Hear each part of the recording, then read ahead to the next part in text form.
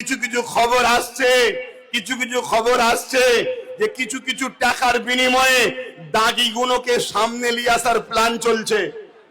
খবর আসছে, আপনাদের বলে যাচ্ছি, যদি প্রমাণ সহ তথ্য দিতে পারেন, দাগি তো লাঠি খাবে, কথা বুঝছেন না?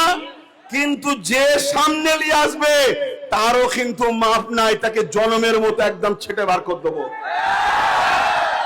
কেন এই গরিব অসহায় দুঃখীদের চোখের পানি যারা ফেলেছে তাদেরকে কোনোভাবে মেনে নেওয়া যাবে না। তার কাছে গিয়ে ক্ষমা চাও, যার চোখের পানি ফেলেছ তার কাছে ক্ষমা চাও।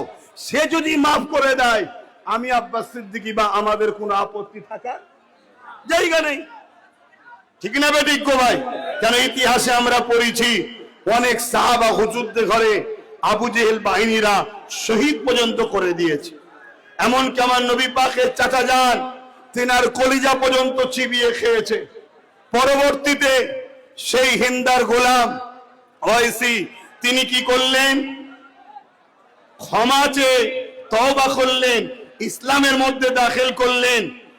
আমার রাসূল পাক সাল্লাল্লাহু আলাইহি সাল্লাম তিনাকে মাফও করে দিলেন। জোরে বলুন সুবহানাল্লাহ।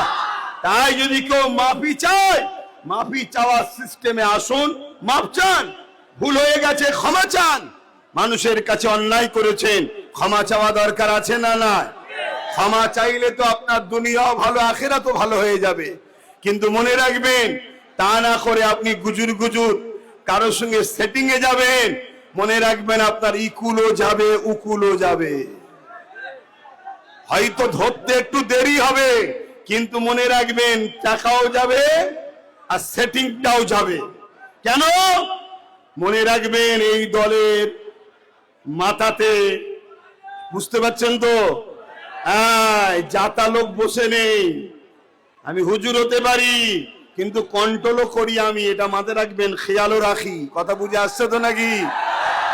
গাদ্দারি চলবে না, চিটিংবাজি চলবে না, জুলুম চলবে না। আপনারা যেন দিন এই সুযোগকে কাজে লাগিয়ে কোন মানুষের উপরে জুলুম করে টাকা তুলে দুটো বাইক কিনে নেবো এরকম যেন নিয়ত করবেন না তো। জোরে বলুন, এ নিয়ত করবেন না তো? হাত তুলে বলুন, করবেন না তো? যদি কেউ করে, জুম্মার দিন আমি থাকি, আমার কাছে রিপোর্ট দেবেন তো? হাত তুলে বলুন, দেবেন তো? কেন কিছু কিছু খবর আসছে যে কিছু কিছু টাকার বিনিময়ে দাগিগুলোকে সামনে নিয়ে আসার প্ল্যান চলছে। খবর আসছে, আপনাদের বলে যাচ্ছি, যদি প্রমাণ সহ তথ্য দিতে পারেন, দাগি তো লাঠি খাবে, কথা বুঝছেন না? কিন্তু যে সামনে নিয়ে আসবে তারও কিন্তু মাপ নাই, তাকে জনমের মতো একদম ছেটে বার করে দেবো। কেন এই গরিব অসহায় দুঃখীদের চোখের পানি যারা ফেলেছে তাদেরকে কোনোভাবে মেনে নেওয়া যাবে না। তার কাছে গিয়ে ক্ষমা চাও,